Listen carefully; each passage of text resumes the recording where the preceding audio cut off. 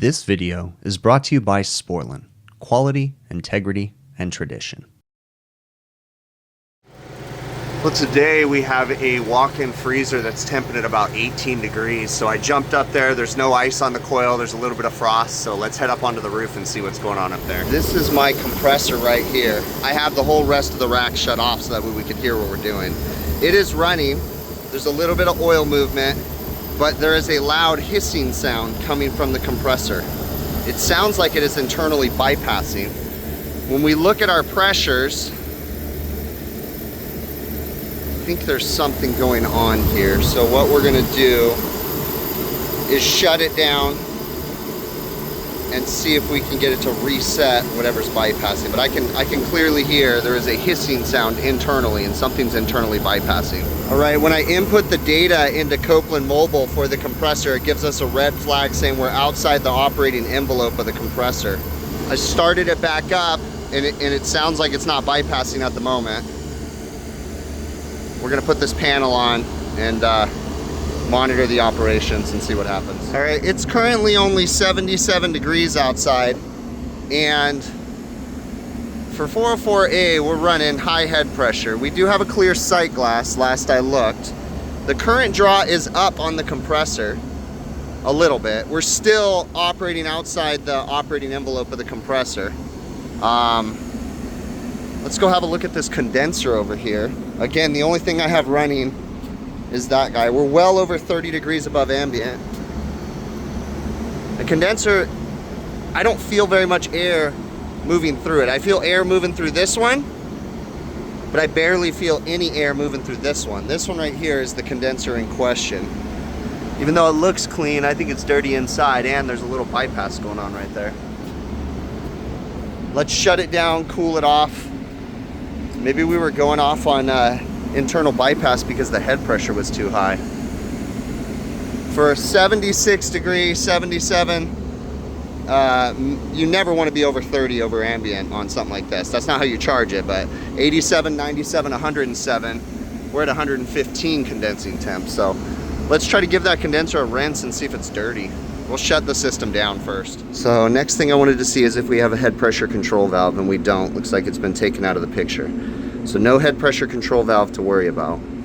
I can actually, when I pulled this panel off, I can actually see I can see light through that condenser. It's gonna be hard for you guys, but I can see through it. So the condenser's not a dirty issue. I just think that we've got an issue with this compressor. This guy is red hot. I saw the DTC valve working earlier, so we know that's working. Let's put the panel on, give it a second. I'm leaning towards, because it was internally bypassing, we have a clean condenser. All the fan motors were running in the right direction. It's looking like we've got a compressor issue. Okay, we still are running a little high, but we do have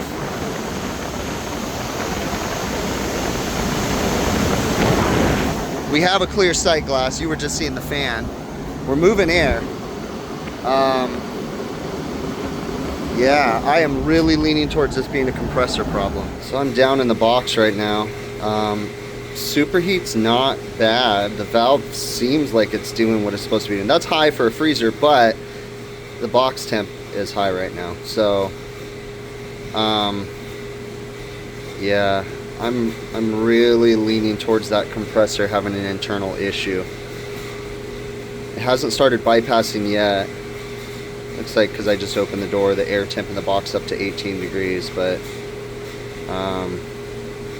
that's not that bad. That TXV is doing everything it can right now.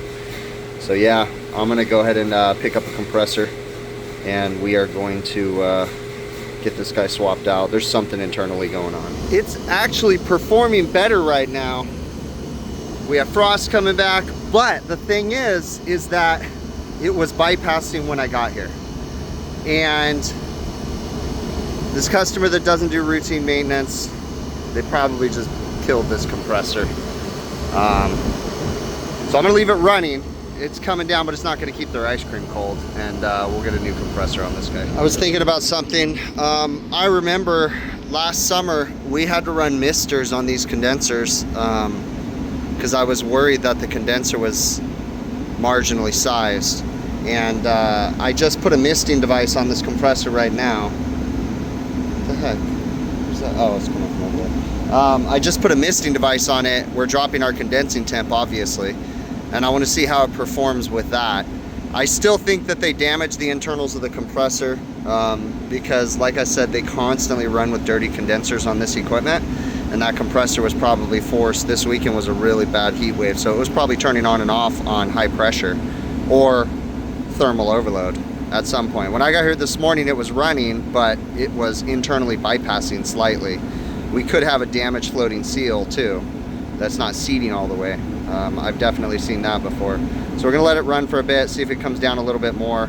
I really wish the customer would let me put a new condensing unit and pull it out of this rack. I genuinely hate this refrigeration rack. It's the worst design ever, but that's a whole nother problem for another day, I guess. So I'm gonna watch it for a few minutes. Once I drop the condensing temp with the misting device, I put a mister over here. The performance is significantly better. So I was gone for about an hour and a half picking up the compressor and all the parts. The box is almost at like 0 degrees. I think it was at like 4 degrees or something like that Fahrenheit. So it's definitely performing better. I think what's happening, and like I said, we've had problems with this unit before where we had to run misters on it through the summer. I don't like the design of this rack. I think that there's some issues with the sizing of equipment for as far as the condenser and stuff goes. And when we get these extremely hot conditions, this compressor starts operating outside of its operating envelope. And when you do that, you're in no man's land. You're basically at the mercy of the safety devices in the compressor. I think what happened is this guy has been operating outside the operating envelope, the condensing temp and the evaporator temp and the compression ratio that it was designed to operate within. And it's been happening so long that it caused internal damage in the compressor. When I got here this morning, it was, 70 something degrees, and we were bypassing. We shouldn't have been bypassing that low, and the condenser is not that dirty. I can see through it. So I'm gonna go ahead and replace the compressor, but we're gonna have to, I really am gonna have to talk to the customer about a permanent solution to this, and go from there. But we gotta change this compressor and get it operating. Even if it's going to be operating outside the operating envelope, we got to get it operating as soon as possible. In a perfect world, they let me put in a new condensing unit, remote it over there somewhere. We'll size it appropriately, and they'll be super good to go instead of this horrible rack. But, that's on them, but we got to get it operational. That's how this customer operates here. So I'm going to start getting all my recovery equipment up here, get recovering on the gas. I'm trying to leave all the rack running as long as possible, but when I go to do major repairs, I'm gonna have to shut the rack down, which means all their other equipment is gonna become a problem too. One of the things about this rack is you can't pull this panel off. It's the stupidest design because all the air bypasses the condensers when you pull a single panel off. Opened all the way up to here. We haven't shut the system off yet, but we're just at the purging stages. I always leave it loose so that way you purge, and we're purged all the way to here. Now I weighed the tank before because I'm going to take it off the scale and we're going to run water across it because it's so hot to help speed up the recovery process. I'll grab the hose and my cool presser tool, cool off the tank. But we know the tank weight, and I know the system doesn't hold more than 22 pounds of gas, which is going to be the max fill, or 23 pounds at this temperature. So we'll just monitor it. I can put it under the scale periodically if I need to. On a hot day like this, I'm gonna go ahead and pump down all the refrigerant into the liquid line receiver, let the compressor do the bulk of the work, getting it out of the evaporator. And then we'll recover from, once it pumps down and shuts off, we'll recover from the high side and then the low side when we have to. Again, speeding up the process as much as possible. And we're ready to start running once we are satisfied at the compressor. All right, we are recovered. We are, got everything shut off, the whole rack shut off at this point. I've opened to atmosphere. I lit the hoses on so we can purge with nitrogen. We just got to change the compressor, swap that in real quick, and then we're going to actually add a discharge port because I realized there's not a solid discharge port on this guy. So we're going to add a discharge port, hopefully right there. And then we're going to change the dual pressure control while we're at it because you got to recover the whole charge to get it out anyways. And yeah, that's where we're at. While I have the compressor out, I am going to braze in a access fitting on the discharge. We have it on the liquid line right now, but I prefer it not be there. So I want to put my high pressure control access fitting on the discharge itself. So I'm going to braze that in before I put the compressor back in, make my job a little bit easier. Blew through a lot because it's ridiculously hot out here. Compressor's in decay right now. We're slowly rising, so we'll keep an eye on that. Compressor's wired in, everything's brazed in. Added this extra port right here for high side. So I'm gonna go down and get some refrigerant, and we're gonna open this guy up here in just a minute. All right, now I've hooked up the service gauges because I'm gonna charge with those, and I'm evacuating the gauges right now. You see it's 104 in the shade. So it's nice and warm up here, and this rubber roof doesn't make it any nicer. So we're almost good on these, just got to get it a little bit lower, and then we're going to start charging this guy. So I got about 5 pounds in it, and we're waiting for it to turn on. There we go. And we're just going to charge it now. Into the low side slowly, paying attention to the sight glass. Making sure we don't overcharge this guy. We're going to let it come down in temp a little bit, and then just kind of monitor operations. But hook the compressor up right. I'm listening to it. It's not running backwards, so that's a good sign. We're just going to let it run for a bit. See, the air going into the condenser is about 106 degrees right now. So if we come over here, we still don't have a clear sight glass. I'm just slowly adding refrigerant. We're at about 134 degrees saturation temp. So it's pretty darn hot. We're going to let it run a little bit longer, and I'm just kind of quickly reaching my head in here and checking the sight glass. On the plus side, we have a nice big Sporlan see all sight glass, so I can get right over in there and see it from in here, so that's cool. So you can see that my sight glass is clear. It just cleared up. I was doing it very slowly. My ambient temperature is raising, and you tell me we're not operating outside the compressor's operating envelope. Like, this thing is pushing it right to the max. But this one seems to be performing a lot better, obviously. But you can see why this thing pushes the pressure relief. I mean, it's right at the edge, man. So 140 degrees saturation, basically.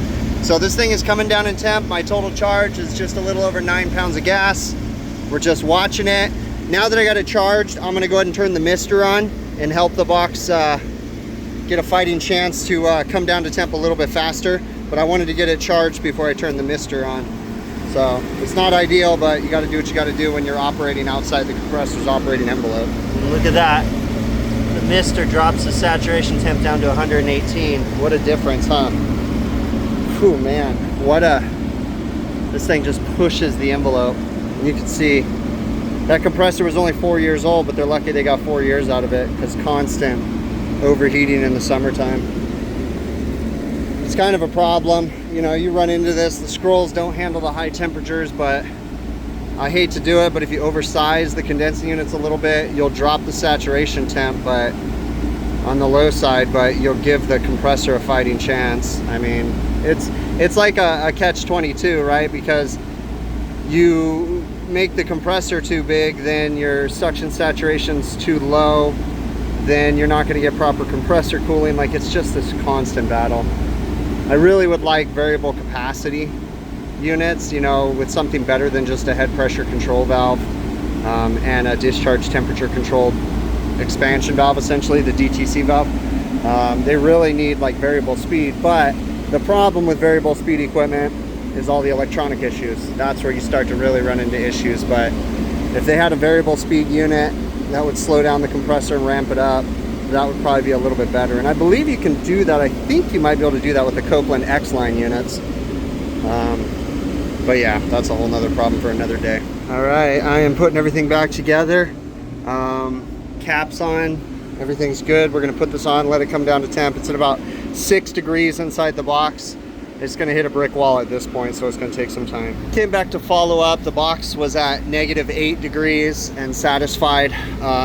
The customer just started loading the box. I went ahead and grabbed a little mister because the hose that I had is just too much. This is just subtle, and it's just gonna ever so slightly miss the condenser because they have roof leaks too in this rack. So whenever you hose it off, it drips downstairs. So I wanna try to keep it to a minimum, but we're gonna run this through the heat wave just to get the compressor operating within the operating envelope.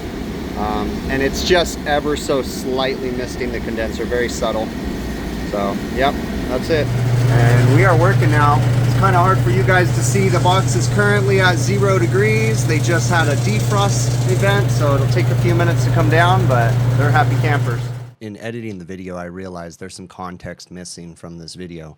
First off, this was like a month. This was back in, I think, June is when this was, right? And it's August now. But this was like on a Monday, I think. And we had a service technician out there on the Sunday before. When he went out there, the compressor was going off on thermal overload, if I remember right. He had to cool off the head of the compressor, reset it. It started up. But when it started up, he noticed that the pressures weren't quite right. It was internally bypassing. So he went ahead and cooled it off for a little bit longer, equalized out the gauges, and got the compressor to reset and start pumping and watch the unit come down to temp. Now, it was a really, really hot day. I think actually it might have been July. I can't remember. But it was a really hot day, well over 100 degrees. And towards the end of the day, it was when he was there, and he got it operating, right? Well, they called us back late that night saying it started going up in temp again. And I just told him, you know what, we'll come out Monday morning. I already had a feeling it was going to be a bad compressor from what the technician had told me. And then you guys saw me arriving, going through the situation. Now, when I was there, it was still going off on internal bypass. It was only in the 70s or high 70s or whatever. It wasn't even super hot yet. And, you know, then everything. So I was able to get the bypass to stop, cool it off, cool off the condenser, drop the condensing temp, but something was going on with the inside of that compressor, causing it to go off on internal bypass. Now, you know, again, it has to do with the fact that this compressor is constantly operating outside of its operating envelope. Customer doesn't do routine maintenance, so that causes high condensing temps and just leads to havoc. They only get a couple years life out of these compressors. It's really kind of sad because they should get many more years out of it. But when you abuse your equipment, this is what happens, right? I've been trying to get the customer to let me pull that compressor out of that rack, but here's the problem. If we could plan it and the compressor wasn't working right, they would approve it. But we have to put a compressor in it, even though it's not working. And I don't have time on a Monday morning to get a condensing unit, a crane, all that stuff, because they need it operational for their ice cream and everything that they have in their freezer. So it's like one of those things. You have to get it running. So we put the compressor back in there that belongs in there. And then they're like, well, we just put, you know, X number of thousands of dollars into it. Let's just see how long it lasts. You know, it's just that silly game that you got to play. And it's like, guys, you have to change this compressor every couple years. Like, it's time. Like, let me put a new condensing unit outside of the rack. Let me size it properly. I would really like to put a new evaporator in there too, because that evaporator is just beat to crap. It's just a small box though. That's the problem. They don't have a lot of room in there.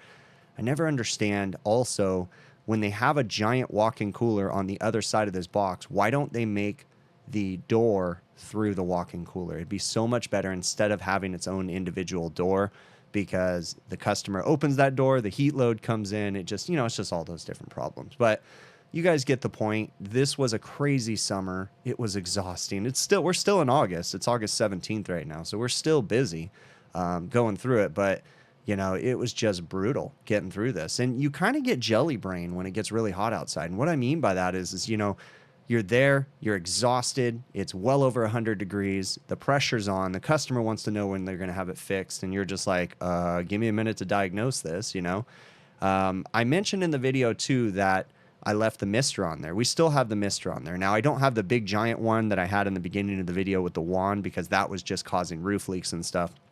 I just have that tiny one, and it's just subtle, pulling into that condenser. I did relocate it a little bit from what you guys saw in the video, because it's directed a little bit more towards at the walk-in freezer condenser. But I've always had a problem with this equipment. That condenser is undersized. It's just right there.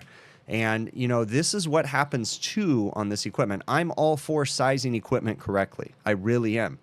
But you have to size for the extreme temperatures when you're dealing with refrigeration. You can't use averages. You know, oh, the average temperature in that area is going to be 95 degrees. Well, we hit 110, 115 this summer there. So it's like, no, you have to size for the extremes.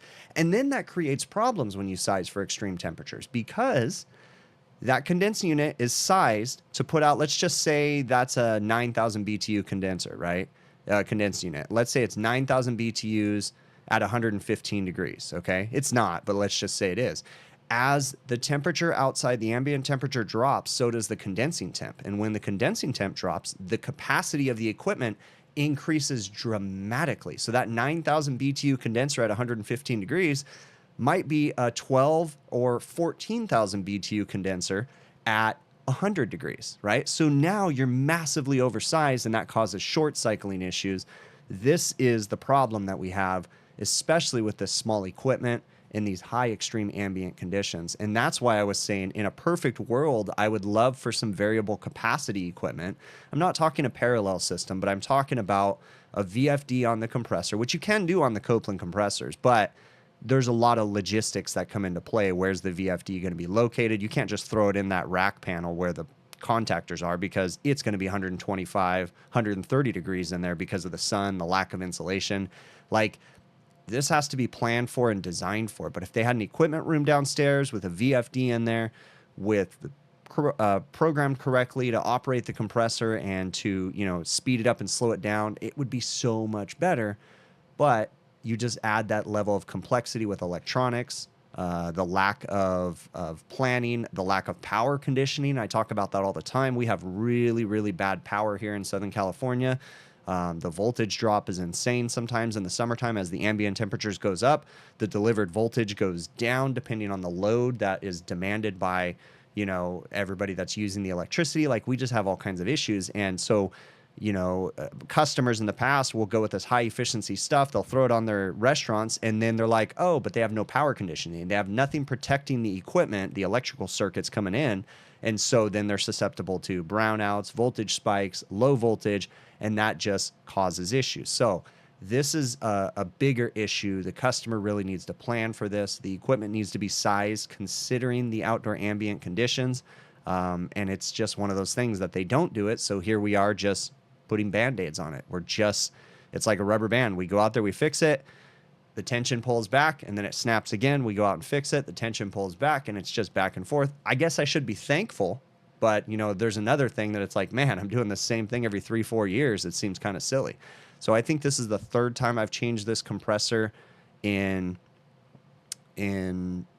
probably 6 or 7 years, probably the third time. So it's just crazy, but hey, it is what it is. It's been a crazy summer. How's your summer going? Is it one of those for you too? I really appreciate you guys making it to the end of the video as usual. If you haven't already, please consider subscribing to my YouTube channel. You can leave me some feedback, hvacrvideos@gmail.com. You can also put comments on the YouTube channel. If you haven't already, if you like the content, share it with your friends, help the channel to grow. I'd very much appreciate that.